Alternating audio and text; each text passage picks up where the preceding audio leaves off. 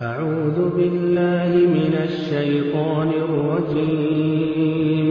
بسم الله الرحمن الرحيم. ألف لام را تلك آيات الكتاب المبين. إنا أنزلناه قرآنا عربيا لعلكم تعقلون. نحن نقص عليك أحسن القصص. بسم الله الرحمن الرحيم. إن الحمد لله نحمده ونستعينه ونستغفره ونعوذ بالله من شرور أنفسنا ومن سيئات أعمالنا. من يهده الله فلا مضل له ومن يضلل فلا هادي له. وأشهد أن لا إله إلا الله وحده لا شريك له وأشهد أن محمدا عبده ورسوله. أما بعد، فإن خير الحديث كتاب الله وخير الهدي هدي محمد صلى الله عليه وسلم وشر الأمور محدثاتها وكل محدثة بدعة وكل بدعة ضلالة وكل ضلالة في النار. وما قرب، ونسأله سبحانه وتعالى الجنة وما قرب إليها من قول وعمل. معزز بھائیو، بزرگوں، دوستوں، عزیز بچوں اور ہماری ماں اور بہنوں، یہ مجلس سماع حدیث اور یہ تحدیداً یہ کتاب صحیح الحفاظ مما اتفق علیہ الائمہ الستہ کی یہ تیسری مجلس ہے، جس مجلس میں باذن اللہ عز وجل و توفیقہ حدیث نمبر 52 سے لے کر 78 تک پڑھیں گے، اور یہ ٹوٹل 26 جو حدیثیں ہیں ان تمام حدیثوں کا تعلق کتاب الصلاۃ سے ہے۔ کتاب الصلاۃ میں امام مسلم نے ان حدیثوں کا ذکر کیا ہے اور باقی پانچوں ائمہ نے بھی ان حدیثوں کی انہوں نے روایت کی ہے۔ تو شروع کرتے ہیں۔ عربی میں پڑھیں گے محمد علی، اور ایسے ہی ترجمہ پھر کریں گے عبد الکریم۔ بسم اللہ۔ بسم الله الرحمن الرحيم. عن أنس قال أمر بلال أن يشفع الأذان ويوتر الإقامة. بسم اللہ الرحمن الرحیم۔ سیدنا انس رضی اللہ عنہ کا بیان ہے کہ اذان کے الفاظ دو مرتبہ اور اقامت کے الفاظ ایک مرتبہ کہنے کے لیے سیدنا بلال رضی اللہ عنہ کو حکم دیا گیا۔ یہ حدیث کا معنی مطلب واضح ہے انشاءاللہ، اس لیے کہ ہم سبھی دن اور رات میں 5 مرتبہ اذانیں سنتے ہیں۔ تو اذان کے کلمات آپ دیکھتے ہیں سب ڈبل ہیں، یعنی اللہ اکبر شروع میں جو ہوتا ہے اللہ اکبر اللہ اکبر اللہ اکبر اللہ اکبر، یہ شفع ہے، یعنی اس میں وتر طاق نہیں ہے۔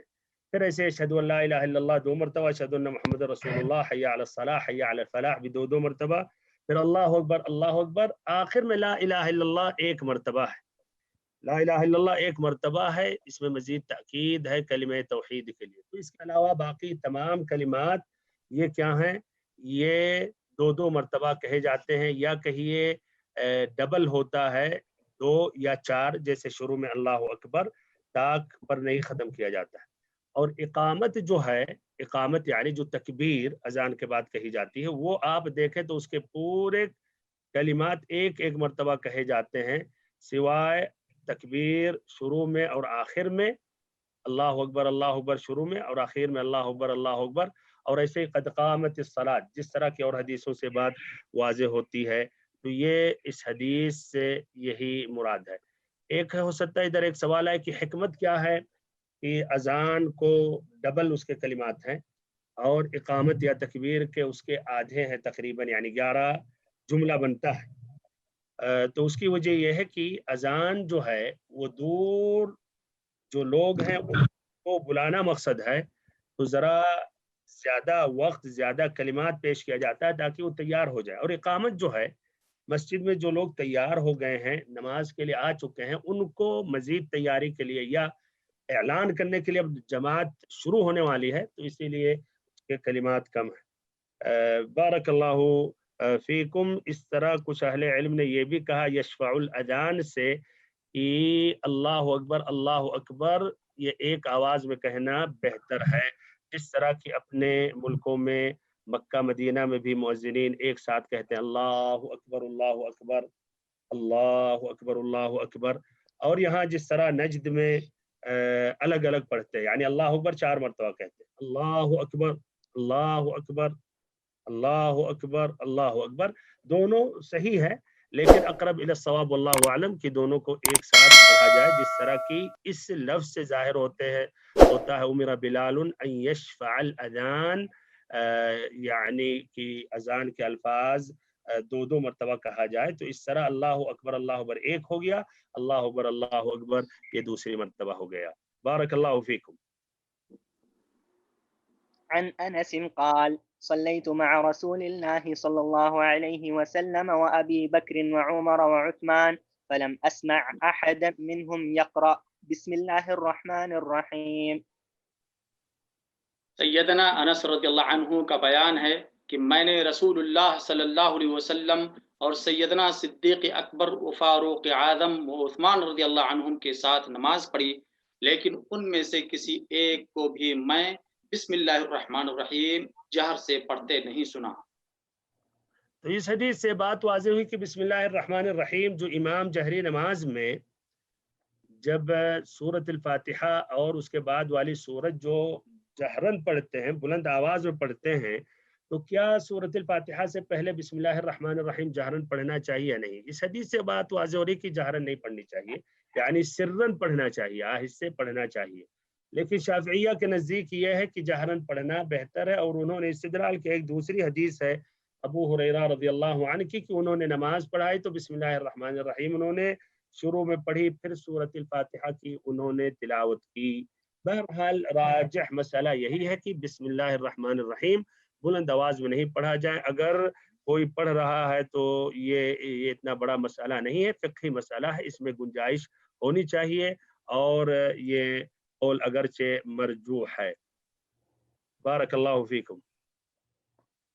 عن أنس بن مالك قال سقط النبي صلى الله عليه وسلم عن فرس فجحش شقه الأيمن فدخلنا عليه نعوده فحضرت الصلاة فصلى بنا قاعدا فصلينا وراءه قعودا فلما قضى الصلاة قال إنما جعل الإمام ليؤتم به فإذا كبر فكبروا وإذا سجد فاسجدوا وإذا رفع فارفعوا وإذا قال سمع الله لمن حمده فقولوا ربنا ولك الحمد وإذا صلى قاعدا فصلوا قعودا أجمعون.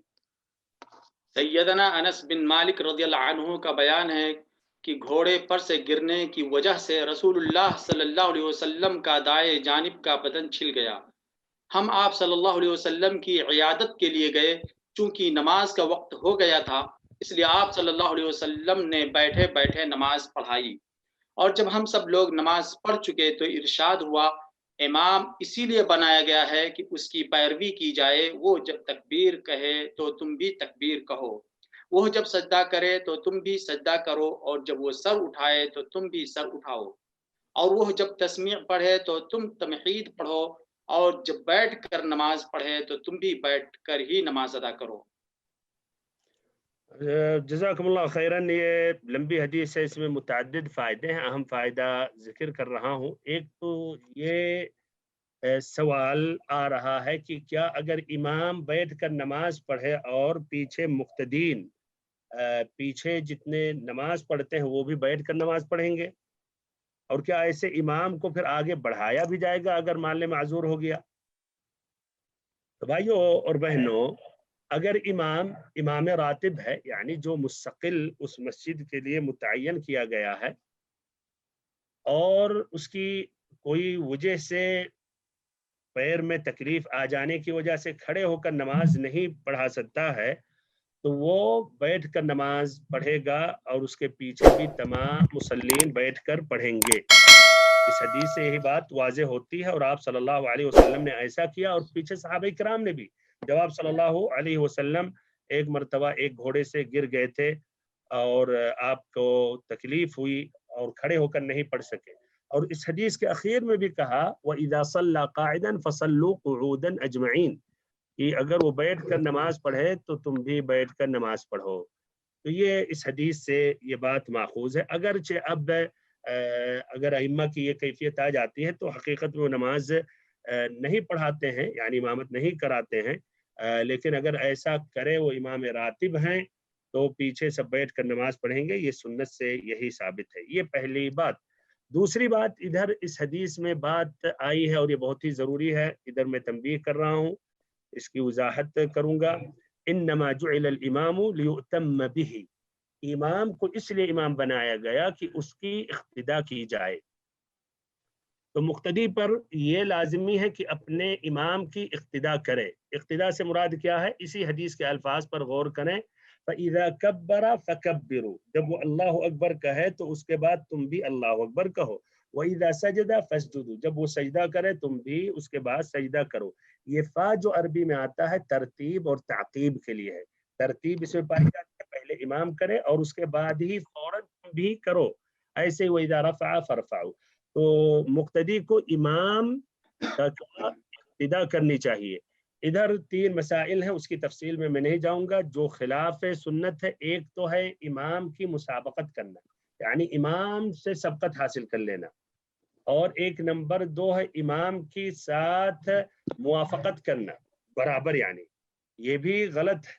और एक है इमाम से ताखीर करना, इमाम रुकू कर ले और ये अभी इंतजार कर रहे हैं। तीनों हालात में तफसीलात है, कुछ हालात में नमाज बातिल हो जाती है और कुछ हालात में नमाज मकरूह होते हैं। तो कहने का मकसद इमाम की मुताबात की जाए, न उससे सबकत की जाए, न उसके बाद ताखीर करके कोई अमल किया जाए, और न ऐसे उसकी मुवाफकत की जाए। आम तौर पर सलाम में अपने मुल्कों में बहुत से मुक्तदी इमाम के साथ सलाम करते हैं, ये गलत है। बल्कि कुछ लोग इमाम से सबकत हासिल कर लेते हैं, इमाम से पहले ही सलाम कर लेते हैं, और ऐसे हालत में उनकी नमाज मशकूक है कि नमाज सही है या नहीं है। बारकल्लाहु फीकुम। عن أنس أن رسول الله صلى الله عليه وسلم كان من أخف الناس صلاة في تمام. सैयदना अनस रज़ियल्लाहु अन्हु से रिवायत है, रसूलुल्लाह सल्लल्लाहु अलैहि वसल्लम सब लोगों से ज्यादा हल्की और पूरी नमाज पढ़ते थे। इस हदीस में ये बात वाज़ेह हुई कि आप सल्लल्लाहु अलैहि वसल्लम नमाज को मुकम्मल भी करते थे, यानी अरकान और वाजिबात को, फिर साथ साथ उसमें तखफीफ भी रहती थी, बिमाना इतनी तूल नहीं होती थी जिससे लोगों के ऊपर मशक्क़त लाहिक हो। और हदीसों में अभी ये हदीस आएगी मुआज़ रज़ियल्लाहु अन्हु की, कि आप सल्लल्लाहु अलैहि वसल्लम ने ताकीद की कि इज़ा अम्मा अहदुकुम बिन्नासी फलयुखफ़िफ़, जब तुम में से कोई इमामत कराए तो तखफीफ करे। इधर तखफीफ के मुताल्लिक ये बहुत ज़रूरी हम समझे, बहुत से लोग ये तखफीफ यानी हल्की करने को अपने मिजाज के मुताबिक समझते हैं, तो वो इतनी स्पीड से पढ़ते हैं, यहाँ तक कि अरकान में खलल हो जाता है, वाजिबात उनके पीछे पूरा करना मुश्किल हो जाता है। खुद मैंने ऐसे इमामों के पीछे पढ़ा, रुकू में गए, अभी एक मर्तबा मुश्किल से सुभान रब्बियल अज़ीम पढ़ा कि इमाम उठ गए, ऐसे ही मुश्किल से उनके साथ सजदे में गए, मर्तबा सुभान रब्बियल आला कहा, उठ गए। यानी जरा भी आप अगर कुछ गाफिल हुए, सुस्त हुए, तो पूरा सजदा आपका छूट जाए। ये तखफीफ नहीं है, ये तो इसमें ये तसाहुल है, ये तो ये सुरा है। तो कहने का मकसद, नमाज में इमामत के लिए जो आगे बढ़े उससे तखफीफ करनी चाहिए, लेकिन तखफीफ के साथ अरकान का ख्याल करे, वाजिबात को मुकम्मल करे। और ये तखफीफ अमर निस्बी है, यानी निस्बतन, यानी इसमें एक निस्बा और तनासुब है। ये मामूमीन मुक्तदीन की मिजाज या ऐसे ही उनकी ख्वाहिश पर मुनहसर नहीं है कि अपनी ख्वाहिश के बिना पर वो कहें कि तखफीफ होनी चाहिए, यहाँ तक कि अरकान और वाजिबात में खलल हो, ऐसा नहीं होना चाहिए। आप सल्लल्लाहु अलैहि वसल्लम अगर तफसीर में जाएं तो आप नमाजें पढ़ते थे, आप सल्लल्लाहु अलैहि वसल्लम तखफीफ के साथ पढ़ते थे, लेकिन इत्मीनान से पढ़ते थे, और फजर में 60-60 आयतें पढ़ते थे। ऐसे ज़ोहर में जब आप तकबीर कहते थे, एक सहाबी बकी जाते थे, अपनी ज़रूरत पूरी करके आते थे, आप पहली रकात में होते थे। तो इसमें एक निस्बा और तनासुब है, हर कोई अपने मिजाज से तखफीफ ना समझे, बल्कि आप सल्लल्लाहु अलैहि वसल्लम की इक्तिदा की जाए कि आपकी तखफीफ थी नमाज, लेकिन उसके साथ साथ आप पूरी करते थे और आपकी नमाज मुकम्मल रहती थी, यानी अरकान और वाजिबात, और उसमें मशक्क़त नहीं होती थी लोगों पर। बारकल्लाहु फीकुम। عن أنس قال قال رسول الله صلى الله عليه وسلم اعتدلوا في السجود ولا يبسط أحدكم ذراعيه انبساط الكلب انبساط الكلب.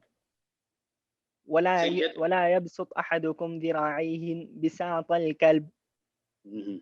سیدنا انس رضی اللہ عنہ سے روایت ہے کہ رسول اللہ صلی اللہ علیہ وسلم نے فرمایا سجدہ میں اعضاء کو برابر رکھو اور کوئی تم میں سے اپنی باہوں کو کتے کی طرح نہ بچھائے. کتے کی طرح نہ بچھائے مراد کوہنیوں کو زمین پر نہ رکھ دے جس طرح کتا بیٹھتا ہے. اور ابھی وہ ابن عباس رضی اللہ عنہما کی حدیث آئے گی آئندہ آئے گی جس میں ہے کہ نبی صلی اللہ علیہ وسلم نے حکم دیا ہم 7 اعضاء پر سجدہ کریں، تو اس کی وضاحت ہوگی اور وہاں جو کچھ غلطیاں انشاءاللہ ذکر کروں گا. جو شخص کوہنیوں کو رکھ دیتا وہ 7 اعضاء پر نہیں کرتا بلکہ اس طرح کہیے 9 اس کا ہو جاتا ہے، اور کوہنیوں کو اوپر ہونا چاہیے، کوہنیوں کو اوپر رکھنا چاہیے زمین پر اس کو نہیں رکھنا چاہیے، زمین سے اس کو لگا نہیں دینا چاہیے. اس سے بچے بہت سے مسلمان اس غلطی میں واقع ہوتے ہیں، سجدہ کرتے ہیں تو پورے ہاتھ کو زمین پر بچھا دیتے ہیں. یہ کتے کی اس میں مشابہت ہے، اور بہت سے حدیثوں میں مخالفت کی گئی ہے کچھ اعمال اور افعال جو جانوروں کے ہیں جس طرح کی اس حدیث میں کتے کی مشابہت سے منع کیا گیا سجدے کی حالت میں کہ ہم ویسے ہی پوری ہاتھ کو زمین پر بچھائیں. بارک اللہ فیکم.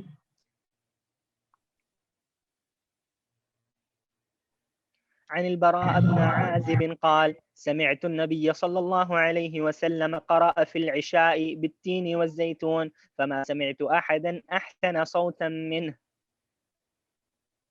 سیدنا براء بن عازب رضی اللہ عنہ سے روایت ہے کہ میں نے سنا رسول اللہ صلی اللہ علیہ وسلم نے عشاء کی نماز میں سورہ والتین والزیتون پڑھی، میں نے ایسا خوش الحان کسی کو نہیں پایا.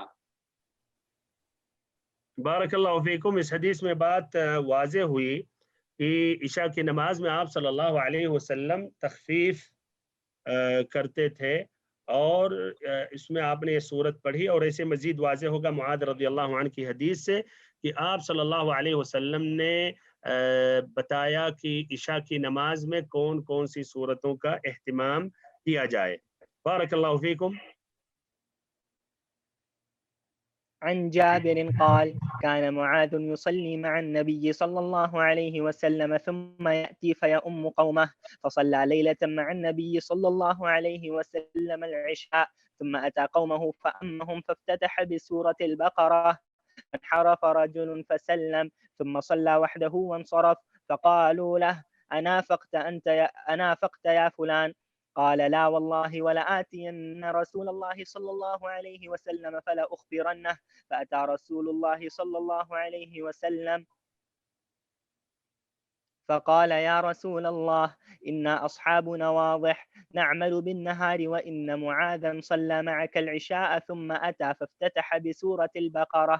فأقبل رسول الله صلى الله عليه وسلم على معاذ فقال يا معاذ أفتان أنت؟ اقرأ بكذا واقرأ بكذا. قال سفيان فقلت إن أبا الزبير حدثنا عن جابر أنه قال اقرأ والشمس وضحاها والضحى والليل إذا يغشى وسبح اسم ربك الأعلى.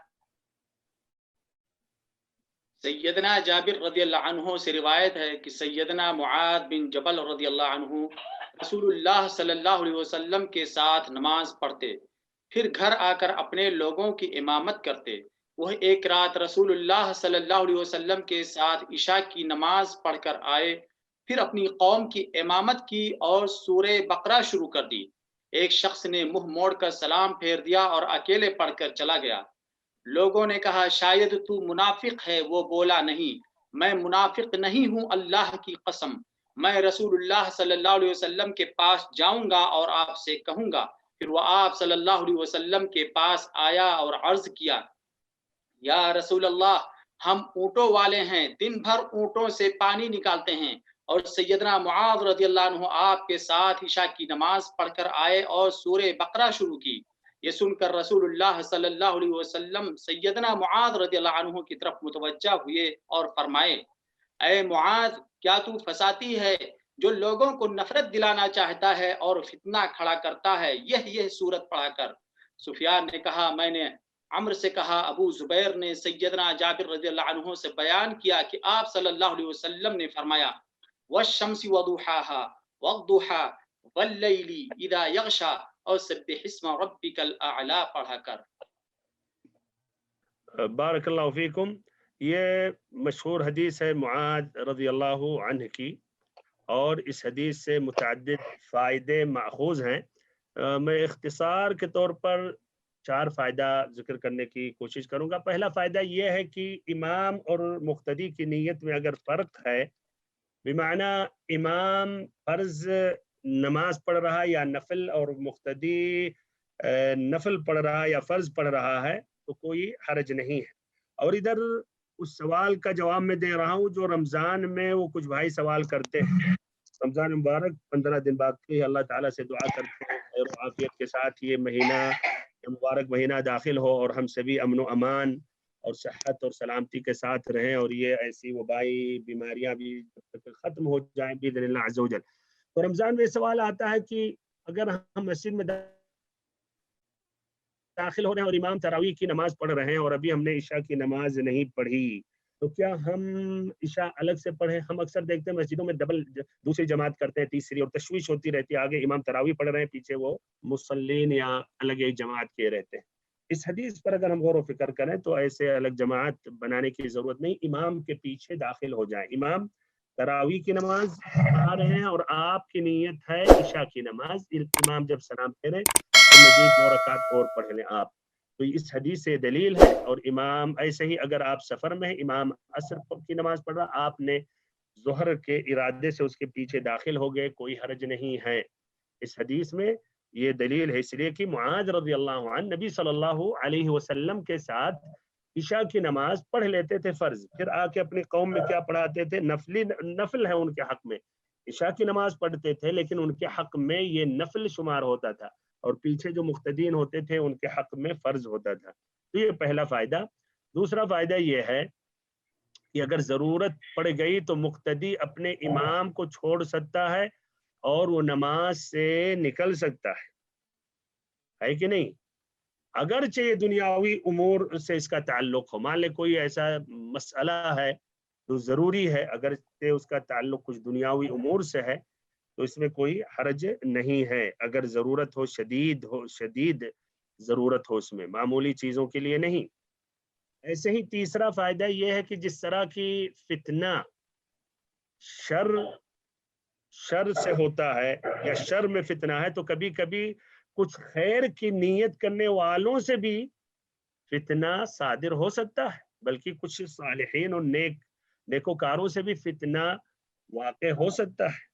اور نجات اور کامیابی اس میں ہے کہ ہم نبی صلی اللہ علیہ وسلم کی سنت کی اقتداء کریں. بہرحال ابن حجر رحمہ اللہ نے اس حدیث کی تشریح میں بہت سے اور فوائد ذکر کیے. مثلا کہا کہ ایک ہی نماز کو ایک دن میں 1 مرتبہ سے زیادہ پڑھ سکتے ہیں، جیسا معاذ رضی اللہ عنہ. ایسے ہی اگر کچھ عذر ہو تو نماز سے آدمی خارج ہو سکتا ہے. ایسے ہی منفردن کوئی مسجد میں نماز پڑھے جبکہ اس مسجد میں جماعت کے ساتھ لوگ نماز پڑھ رہے ہیں کوئی عذر کی وجہ سے، تو کوئی حرج نہیں ہے. اور ایسے ہی جماعت سے دور رہ کر الگ نماز پڑھنا یہ نفاق کی علامت ہے. جس طرح کہ معاذ رضی اللہ عنہ نے کہا کہ یا تم منافق ہو گئے، اس کا معنی مطلب یہ ہے کہ جماعت سے جو نہیں پڑھتا ہے یہ نفاق کی علامت ہے. بارک اللہ فیکم. عن أبي سعيد الخدري أن رسول الله صلى الله عليه وسلم قال إذا سمعتم النداء فقولوا مثل ما يقول المؤذن. سیدنا ابو سعید خدری رضی اللہ عنہ نے رسول اللہ صلی اللہ علیہ وسلم کا یہ حکم بیان کیا کہ جب تم اذان سنو تو مؤذن کے الفاظ دہراتے رہو. تو مؤذن کے الفاظ کو دہراتے رہنا چاہیے امام مؤذن کے پیچھے. جب حی علی الصلاح حی علی الفلاح کہے تو اس وقت کہنا چاہیے لا حول ولا قوت الا باللہ، یعنی 4 مرتبہ ہو جائے گا، اس لیے 2 مرتبہ حی علی الصلاح ہے، 2 مرتبہ حی علی الفلاح. پھر جس نے اذان مؤذن کے ساتھ دہرایا اور اس کی اذان مکمل ہو جائے تو حدیثوں میں آتا ہے کہ یہ دعا پڑھے اشہد ان لا الہ الا اللہ وحدہ لا شریک لہ واشہد ان محمدا عبده ورسوله یا وأن محمدا عبده ورسوله رضيت بالله ربا وبالإسلام دينا وبمحمد صلى الله عليه وسلم وبمحمد صلی اللہ علیہ وسلم رسولا. جس نے ایسا کیا اس کے سابقہ گناہ معاف ہو جاتے ہیں. تو دیکھیے کتنی بڑی فضیلت ہے جو ہم بہت سے مرتبہ عمل نہیں کرتے ہیں. ایسے ہی دوسری حدیث میں ہے، یہ مسلم کی روایت ہے، اور دوسری ایک حدیث میں ہے جس میں ہے کہ یہ بھی دعا پڑھنی چاہیے، اللہم رب هذه الدعوة التامة والصلاة القائمة آت محمدا الوسيلة والفضيلة وابعثه مقاما محمودا الذي وعدته. جس نے یہ دعا پڑھی نبی صلی اللہ علیہ وسلم کی شفاعت نصیب ہوگی قیامت کے دن. بارک اللہ فیکم. عن عبادة بن الصامت يبلغ به النبي صلى الله عليه وسلم لا صلاة لم يقرأ بفاتحة الكتاب. سیدنا عبادہ بن صامت رضی اللہ عنہ کا بیان ہے کہ رسول اللہ صلی اللہ علیہ وسلم نے فرمایا جو کوئی سورہ فاتحہ نہ پڑھے تو اس کی نماز ہی نہیں ہوتی. یہ بھی حدیث بہت ہی مشہور ہے جو ائمہ ستہ نے روایت کی ہے، بلکہ امام احمد نے بھی کی ہے، اس طرح سبعہ نے روایت کی ہے، جس میں تاکید ہے کہ وہ نماز مقبول نہیں ہے. لا صلاۃ، الاصل جو لا ہے یہ کیا ہے؟ نفی کے لیے ہے، یعنی لا صلاۃ صحیحہ. یہ لا جو ہے یہ بطلان کے لیے ہے کہ نماز باطل ہے اگر ایسا نہیں کیا. لا صلاۃ لمن لم یقرأ بفاتحۃ الکتاب، لا صلاۃ مقبولہ، لا صلاۃ صحیحہ. تو یہ نفی الصحہ کے لیے ہے. ایک لا نفی الوجود کے لیے آتا ہے، ایک نفی الصحہ کے لیے آتا ہے، اور ایک نفی الکمال کے لیے آتا ہے. اور الاصل جو ہے لا وہ الصحہ کی نفی کے لیے آتا ہے، یعنی صحیح نہیں ہے. اور نفی الصحہ سے نفی الکمال کب اس پر اس کو حمل کیا جاتا ہے؟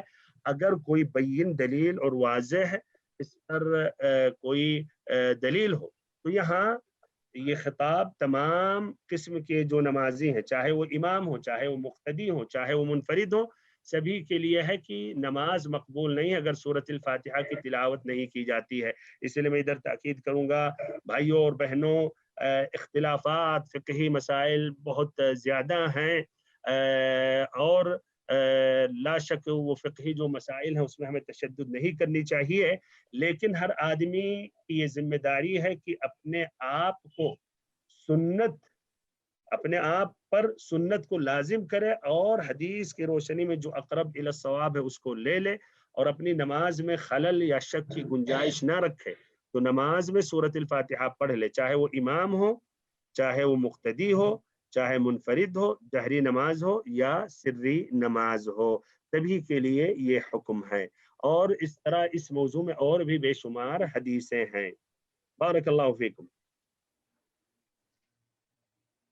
عن أبي هريرة قال كان رسول الله صلى الله عليه وسلم إذا قام إلى الصلاة يكبر حين يقوم ثم يكبر حين يركع ثم يقول سمع الله لمن حمده حين يرفع صلبه من الركوع ثم يقول وهو قائم ربنا ولك الحمد ثم يكبر حين يهوي ساجدا ثم يكبر حين يرفع رأسه ثم يكبر حين يسجد ثم يكبر حين يرفع رأسه ثم يفعل مثل ذلك في الصلاة كلها حتى يقضيها ويكبر حين يقوم من المثنى بعد الجلوس. ثم يقول أبو هريرة إني لأشبهكم صلاة برسول الله صلى الله عليه وسلم.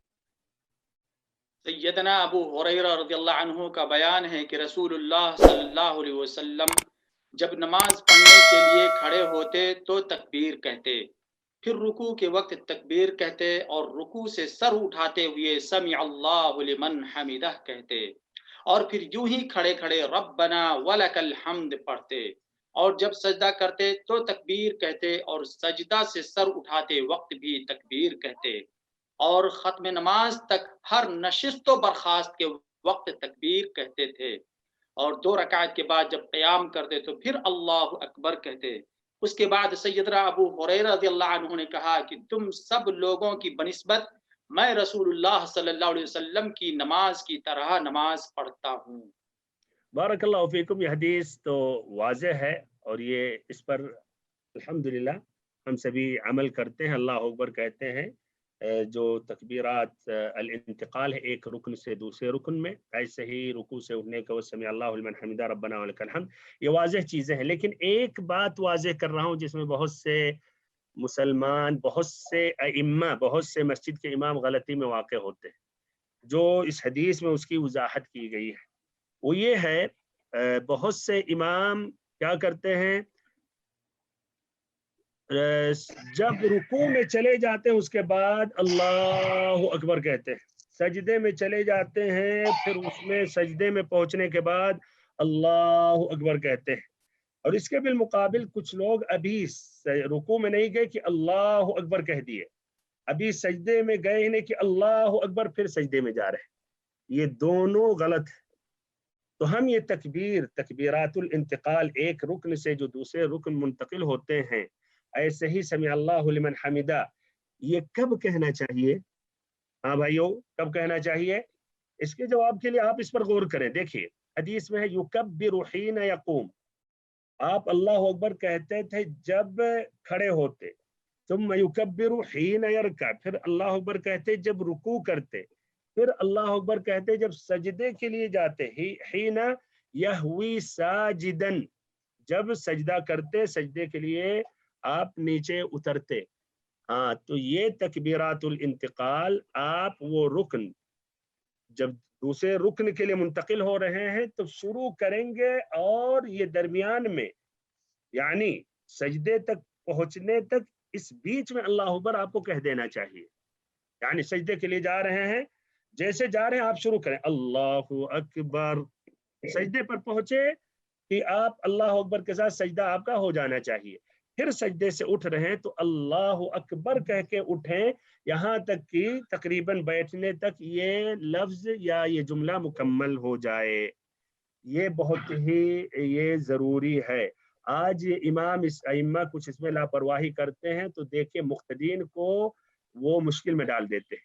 देखिए एक तो है जो शुरू में अल्लाह अकबर कह के फिर सजदे में जाते हैं, तो कुछ मुख्तदी उनसे पहले सजदे में चले जाते हैं, मैंने खुद अपने आंखों से देखा। और कुछ ऐसे मुख्तदी अइम्मा हैं, और खुद मैंने ऐसे भी इमामों को देखा, उनसे बात किया, सजदे में पहुंच के फिर अल्लाह अकबर कह रहे हैं, उनकी आवाज़ भी मुकम्मल नहीं लोगों को मुख्तदीन सुन रहे हैं। तो ये सही तरीका ये है जो बताया गया। ऐसे एक तंबीह ये भी कर रहा हूँ, कुछ अइम्मा बहुत ज़्यादा मुबालगा करते हैं, तकबीरात में बहुत ज़्यादा खींचते हैं, खासतन अपने मुल्कों में तरन्नुम और उसका एहतमाम करते हुए, और उसमें ज़्यादा मद वद लगा कर लंबा कर देते हैं, और उसकी वजह से कुछ मुख्तदीन उनसे पहले पहुँच जाते हैं। तो ये इससे उन्हें बचना चाहिए, इज्तिनाब करना चाहिए। इसके बारे में भी अहले इल्म ने इसकी तंबीह की है। इस तरह की सुबुल सलाम में भी ये शरह बुलुगुल मराम में ये भी जिक्र किया है। सनआनी ने बारक अल्लाहु फीकुम।